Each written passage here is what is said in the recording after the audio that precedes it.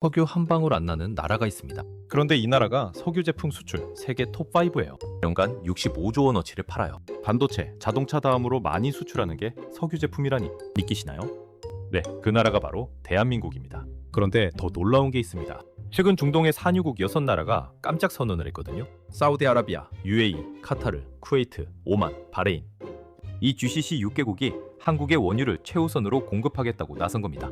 고윤철 부총리가 GCC 주한대사들과 면담한 자리에서 나온 이야기예요. 석유가 펑펑 나는 나라들이 왜 석유 한 방울 안 나는 한국에 매달릴까요?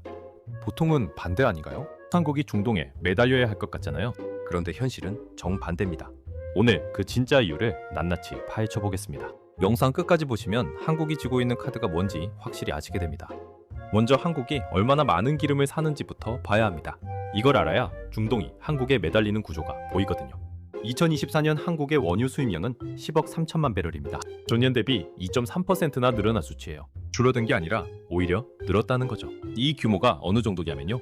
200리터짜리 드럼통으로 환산하면 약 8억 2천만 개입니다. 서울에서 부산까지 고속도로 위에 드럼통을 빈틈없이 깔아도 모자라요. 하루에만 약 280만 배럴을 소비하는 겁니다. 한국은 세계 4, 5위권 원유 수입국이에요. 미국, 중국, 인도 바로 다음입니다. 생각해보면 놀라운 일이에요. 인구 5천만이 나라가 인구 약 1억 2,400만의 일본보다 원유를 더 많이 사거든요. 8,400만, 독일보다도 많고요. 인구로는 세계 29위인데 원유 수입은 4, 5위라는 거예요. 1인당 원유 수입량으로 따지면 세계 최상위권이라는 뜻이죠. 왜 이렇게 많이 살까요? 자국 소비만을 위한 게 아니거든요. 정유해서 수출하기 때문입니다. 이 부분은 뒤에서 자세히 설명드릴게요. 금액으로 보면 더 실감이 납니다. 원유 수입에만 약 117조 원을 씁니다.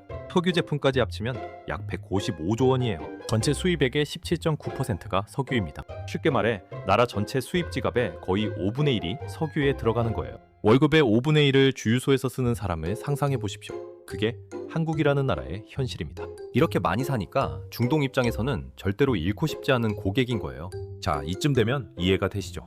이 정도 규모의 고객이면 을이 아닙니다. VIP 고객인 거예요. 중동 산유국 입장에서 보면요. 사우디 원유의 32.2%를 한국이 사갑니다. UAE 원유의 13.7%도 한국이 가져갔고요. 이만한 큰손 고객을 놓칠 수 있겠습니까? 놓치면 매출에 큰 구멍이 나는 거예요. 그래서 매달릴 수밖에 없습니다. 그런데요, 한국이 단순히 많이 사기만 해서 VIP인 건 아닙니다.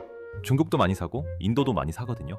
한국만의 특별한 이유가 따로 있어요. 한국의 진짜 힘은 여기서 시작됩니다. 바로 정유 기술이에요. 정유가 뭐냐고요? 원유는 땅에서 퍼올린 그대로는 못 씁니다. 검고, 끈적끈적하고 냄새나는 액체예요. 차에 넣을 수도 없고 비행기에 넣을 수도 없습니다. 이걸 섭씨 350도 이상으로 가열해서 끓는 점 차이로 분리합니다. 가벼운 건 위로, 무거운 건 아래로 나뉘거든요. 그렇게 휘발유, 경유, 항공유, 나프타 같은 제품이 나오는 겁니다. 이 과정이 바로 정유예요. 쉽게 말해 다이아몬드 원석을 보석으로 깎는 기술입니다. 원유 자체는 가치가 낮습니다. 정유를 거쳐야 비로소 돈이 되는 거예요. 그리고 한국은 이 정유 기술에서 세계 최정상급입니다. 한국 전체 정유 능력이 하루 약 350만 배럴이에요. IEA가 공식적으로 인정한 수치입니다. 개별 정유소로 보면 더 놀랍습니다. SK에너지 울산 정유소는 하루 84만 배럴을 처리해요. 세계 3위 규모입니다. 인도 잠나가르, 베네수엘라, 파라구아나 다음이에요. GS 칼텍스 여수 정유소는 약 80만 배럴로 세계 4, 5위급이고요. 인구 5천만짜리 나라에 세계 톱5 정유소가 2개나 있다는 건 정말 대단한 겁니다. SO의 온산 정유소도 기본 정제 능력 52만 배럴로 세계 8위권이에요. 중진류 전환 설비까지 합치면 66.9만 배럴까지 올라갑니다. 한국 정유소 3곳이 세계 톱10 안에 들어가는 셈이죠. 전 세계를 다 뒤져도 이런 나라가 없습니다. 한국만의 독보적인 경쟁력이에요. 그런데 단순히 크다고 대단한 게 아닙니다. 핵심은 고도화 설비예요. 이 고도화 설비가 뭐냐면요.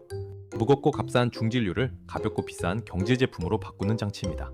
같은 원유를 넣어도 더 비싼 제품을 더 많이 뽑아낼 수 있어요. 한국 정유소의 고도화율은 세계 최고 수준이거든요. 중동 산유국들은 원유는 넘쳐나지만 이 고도화 기술이 부족합니다. 원유를 팔 수는 있는데 그걸 비싼 제품으로 바꾸는 능력이 없는 거예요. 원유 1배럴에서 나오는 경질류 비율이 한국과 중동은 완전히 다릅니다. 한국은 같은 원유로 더 많은 돈을 뽑아내요. 그래서 중동이 한국을 필요로 하는 겁니다. 그래서 업계에서는 한국 정유소를 이렇게 부릅니다. 지상유전이라고요. 유전이란 땅속에서 석유를 퍼올리는 곳이잖아요. 한국은 땅에서 석유가 한 방울도 안 나옵니다.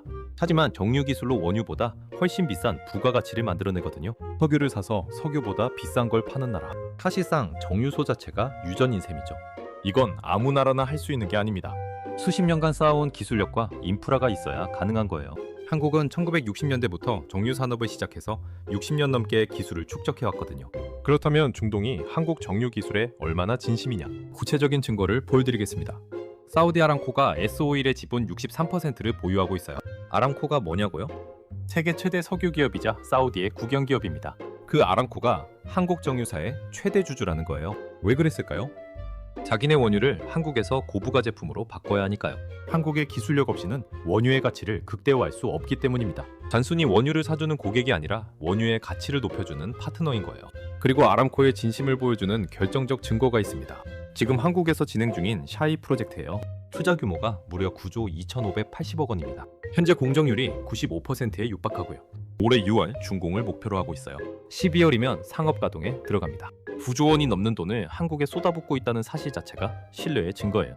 이 프로젝트가 왜 그렇게 중요하냐면요.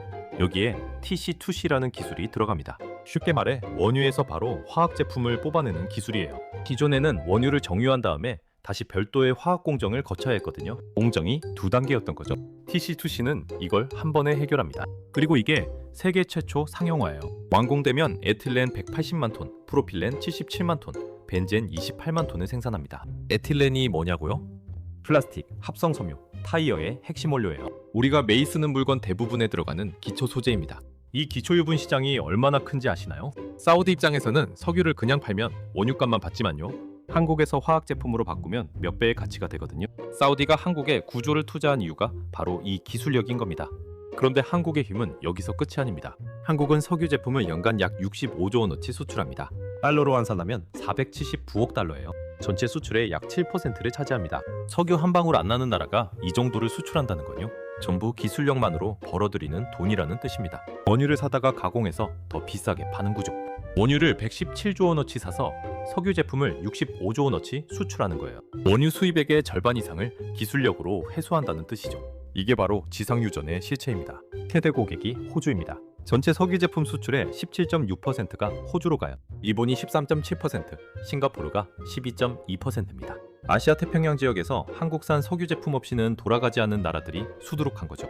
호주는 자국 정유 능력이 부족해서 한국 의존도가 높아요. 일본도 정유 시설이 노후화되면서 한국산 수입이 계속 늘고 있고요. 그리고 여기서 정말 놀라운 사실 하나 알려드릴게요. 미국도 한국 고객이에요. 미국의 석유 제품 수입 중 약 8.8%가 한국산입니다. 특히 항공유를 많이 사갑니다. 생각해보세요. 세계 최강 대국이 비행기 띄우는 기름을 한국에서 사간다는 뜻이에요. 미국은 자국에서 석유가 펑펑 나는 나라거든요.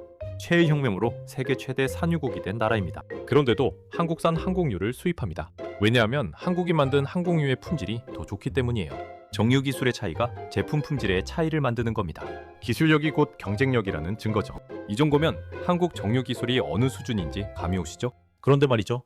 이렇게 대단한 한국 정유 산업에도 치명적인 약점이 하나 있습니다. 원유가 들어와야 돌아간다는 거예요. 그리고 최근 상황이 정말 심각해졌습니다. 2026년 3월 미국과 이란 사이에 전쟁이 터졌거든요. 호르무즈 해협이 사실상 봉쇄됐습니다.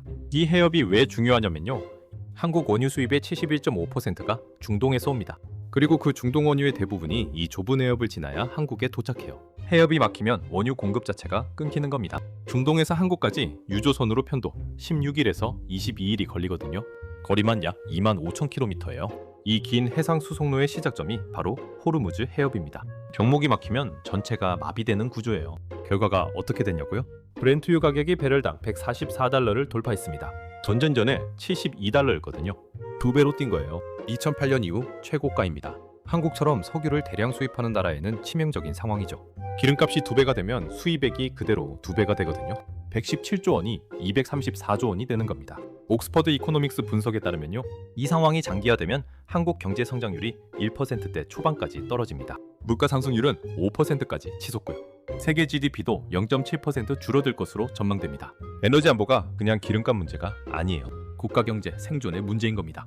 주유소 기름값이 오르는 정도가 아니에요. 나라 전체가 흔들리는 수준입니다. 그렇다면 한국은 손 놓고 있었을까요? 아닙니다. 한국은 이미 오래전부터 대비해왔거든요. 첫 번째 대응이 원유 수입선 다변화입니다. 2016년에 미국산 원유 비중이 0.11%에 불과했어요. 거의 없었다는 뜻이죠. 그런데 지금은 16.3%까지 올랐습니다. 10년 사이에 80배가 늘어난 거예요. 반대로 중동산 비중은 86%에서 69.6%로 꾸준히 낮춰왔고요. 한 바구니에 달걀을 다 담지 않겠다는 전략이죠. 지금 돌이켜보면 정말 현명한 판단이었습니다. 두 번째, 긴급대체 원유 확보입니다. 전쟁이 터지자 한국 정부가 즉각 움직였어요. 17개국에서 대체 원유 1억 1천만 배럴을 확보했습니다. 4월에 5천만 배럴, 5월에 6천만 배럴이에요. 향시 도입량 대비 60에서 70% 수준입니다. GS 칼텍스는 자체적으로 미국산 원유 400만 배럴을 긴급 확보하기도 했어요. 정유사 차원에서도 비중동 원유 조달 경쟁이 본격화된 거죠. 위기가 오니까 평소에 준비한 다변화 전략이 빛을 발하는 겁니다. 세 번째, 비축유입니다. 한국의 석유 비축량은 IEA 기준으로 208일분이에요. 중국이 78일, 인도가 25일이니까 엄청난 수준이죠. 다만 여기서 주의할 점이 있습니다. 208일이라는 숫자는 순수입량 대비 기준이에요. 실제 국내 소비량인 하루 280만 배를 기준으로는 약 68일분입니다. 그래도 다른 나라에 비하면 압도적으로 많은 수준이고요. IEA가 비상이사회를 만장일치로 열어서 한국에 2246만 배럴 방출을 결의했어요. 러시아 우크라이나 전쟁 때 방출했던 1165만 배럴의 약 2배입니다. 역대 최대 규모예요. 네 번째, 재정 대응입니다. 정부가 26조 원 규모의 전쟁 추경을 편성했습니다. 정확히는 26.2조 원이에요. 고유가 피해 지원금도 포함되어 있고요. 에너지 안보에 대한 국가 차원의 총력 대응인 셈이죠. 이 네 가지 대응을 종합하면요, 한국은 단기 충격을 버틸 체력은 갖추고 있다는 뜻입니다. 물론 장기화되면 어려워지겠지만요. 최소한 즉각적인 대응 체계는 작동하고 있는 겁니다. 그런데 여기서 끝이 아닙니다. 그런데 여기서 한 가지 더 짚고 가야 할 게 있습니다. 에너지 안보는 결국 군사 안보와 직결됩니다. 앞서 말씀드렸듯이 중동에서 한국까지 25,000km의 바닷길이 있습니다. 이 긴 바닷길을 누가 지켜야 할까요? 비축유도 대체 원유도 결국 바다를 통해 들어와야 하거든요. 원유가 아무리 많아도 바닷길이 끊기면 소용없습니다. 대양해군이 뭐냐고요? 연안이 아니라 먼 바다까지 작전할 수 있는 해군을 말합니다. 쉽게 말해 우리 기름이 오는 길을 직접 지킬 수 있는 능력이에요. 한국은 수출입의 99.7%가 바다를 통합니다. 석유만이 아니에요. 반도체도 자동차도 철강도 전부 바다로 나가고 들어옵니다. 해상 교통로가 막히면 한국 경제 전체가 멈추는 거예요. 그래서 대양해군 건설이 선택이 아니라 생존을 위한 필수인 겁니다. 호르무즈 해협, 말라카 해협, 남중국 해, 이 세 곳만 막혀도 한국은 숨을 쉴 수 없어요. 자, 이제 전체 그림을 정리해 보겠습니다. 한국은 석유가 한 방울도 안 납니다. 그런데 세계 최정상급 정유 기술로 원유를 고부가 제품으로 바꿔서 65조 원어치를 수출합니다. 중동 산유국들은 이 기술이 절실하기 때문에 한국에 구조를 투자하고 원유 최우선 공급을 약속합니다. 미국조차 한국에서 항공유를 사갈 정도로 한국의 정유 품질은 세계적이에요. 석유가 없어서 약한 나라가 아닙니다. 기술이 있어서 강한 나라인 거예요. 자원이 없는 게 약점이 아니라 기술이 곧 자원인 나라. 그게 대한민국입니다. 다만 이 쉼을 유지하려면 조건이 있습니다. 원유가 안정적으로 들어와야 하고요. 수입선을 다변화해서 한 곳에 의존하지 않아야 합니다. 비축유도 충분히 확보해야 하고요. 그리고 그 바닷길을 지킬 수 있는 해군력이 뒷받침되어야 해요. 에너지 안보, 기술력, 군사력, 이 세 가지가 톱니바퀴처럼 맞물려야 한국의 석유 강국 지위가 유지되는 겁니다. 하나라도 빠지면 전체가 무너질 수 있어요. 여러분은 한국의 에너지 안보 어떻게 생각하시나요? 지금처럼 대비가 충분하다고 보시나요? 아니면 더 강화해야 한다고 생각하시나요? 댓글로 의견 남겨주시고요. 이 영상이 도움이 되셨다면 구독과 좋아요 부탁드립니다. 다음 영상에서 더 깊고 흥미로운 이야기로 찾아뵙겠습니다.